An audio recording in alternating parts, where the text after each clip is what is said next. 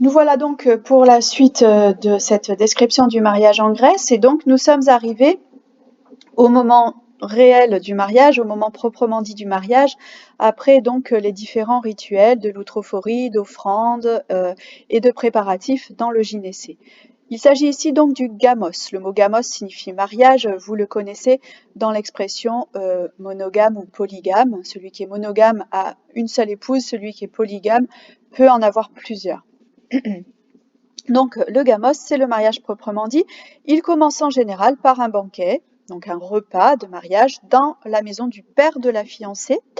La maison est décorée de guirlandes, de feuilles d'olivier, de laurier, et on fait des sacrifices aux dieux.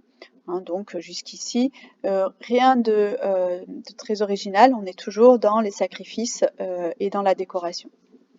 Donc les invités mangent ensuite un gâteau traditionnel aux graines de sésame. C'est très important puisque le sésame, vous savez, ce sont de toutes petites graines, donc un gâteau de sésame contient énormément de graines et nous avons déjà vu que la graine est symbole de fécondité. Nous l'avons vu avec la grenade, par exemple, que nous avions évoquée.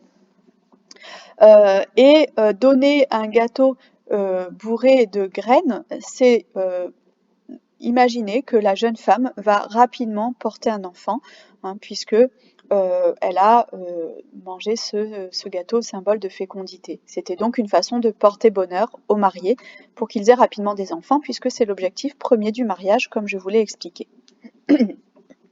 Sur cette représentation, nous retrouvons quelques éléments que nous avons déjà évoqués sur le mariage, avec notamment le dieu amour ici représenté, la couronne, et donc ici, il s'agit vraiment d'un banquet de mariage.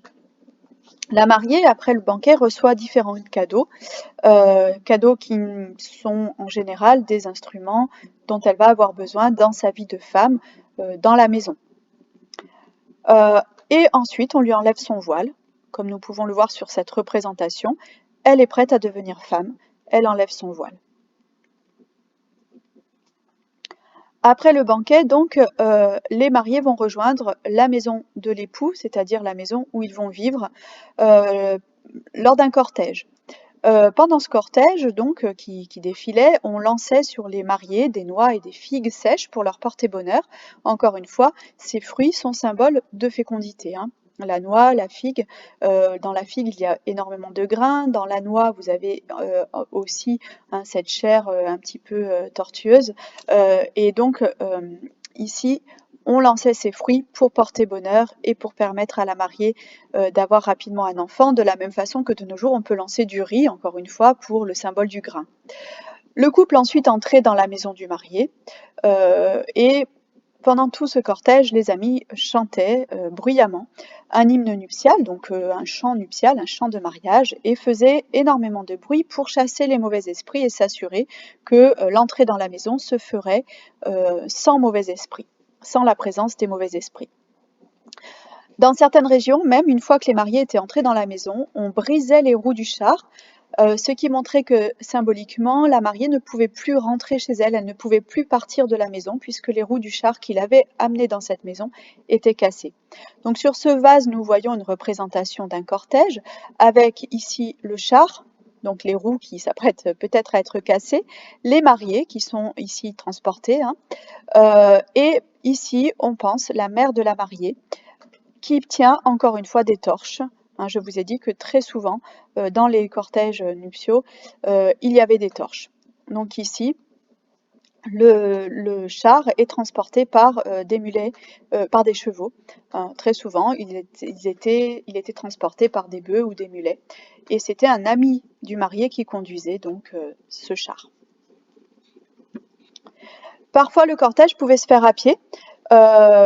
Mais finalement, symboliquement, on retrouve un petit peu les mêmes choses, avec la mère de la mariée qui attend devant la porte avec les torches. Donc on voit ici les torches et là les deux colonnes qui symbolisent l'entrée dans la maison. Donc la mère de la mariée, le marié qui tient ici son épouse, l'épouse que l'on reconnaît parce qu'elle tient son voile. Et ici, celle qu'on appelait la nymphetria, c'est-à-dire celle qui aidait la mariée tout au long du mariage à respecter les rituels, à savoir ce qu'elle devait faire, puisque vous avez vu, les rituels sont un petit peu compliqués.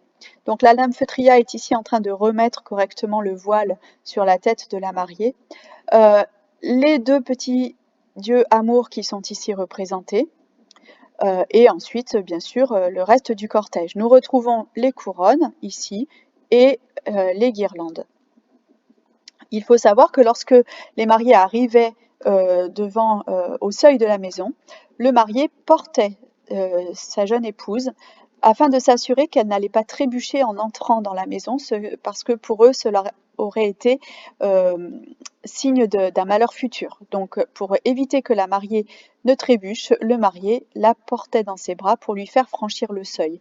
On a pu penser aussi que c'était une façon de montrer que la mariée, finalement, n'était jamais entrée pour la première fois dans la maison. C'était comme si elle était née dans cette maison, puisqu'elle n'en a pas franchi le seuil pour être à l'intérieur. Vous avez ici une reconstitution des cortèges, hein, où nous retrouvons donc ici la personne qui accueille les mariés avec les flambeaux. Là également les flambeaux, les torches donc, qui accompagnent le cortège, le char tiré ici par des bœufs et non plus par des chevaux comme nous l'avons vu tout à l'heure, et les mariés avec la mariée voilée sur le char, et les musiciens ici également. Et donc tous ces gens qui sont derrière ou sur les côtés chantent et font du bruit pour chasser les mauvais esprits. Après le mariage proprement dit, il y avait ce qu'on appelait les épaulias. Hein, nous avions vu au début qu'il y avait les proolias, donc ce qui précède le mariage, puis les épaulias, ce qui suit le mariage. Donc c'est le lendemain du jour du mariage. Lors de ces épaulias, les parents de la jeune femme envoient des présents au couple, des cadeaux au couple, en général des vases, des vêtements, des coffrets qui vont être utiles, des coffrets qui contiennent des objets utiles aux tâches ménagères, puisque c'est à ça que la jeune épouse est destinée. Un panier avec de la laine, un tamis pour le grain, etc. Et à ce moment-là, eh bien, la vie du couple peut commencer. Donc vous constatez que le mariage dure environ 3 jours. Hein. On a les proolias, le mariage proprement dit, les épaulias, mais ces 3 jours ont chacun une symbolique. On a d'abord le passage de la mariée de l'état de jeune fille à l'état de femme, l'union proprement dite, puis ensuite le lendemain, le début de la nouvelle vie des mariés dans leur nouvelle maison. Donc, tous ces rituels sont des rituels festifs, mais également qui ont une forte portée symbolique. Je vous laisse sur donc, cette dernière image et sur la prochaine vidéo, nous nous retrouvons sur la description du mariage, cette fois-ci chez les Romains. À bientôt.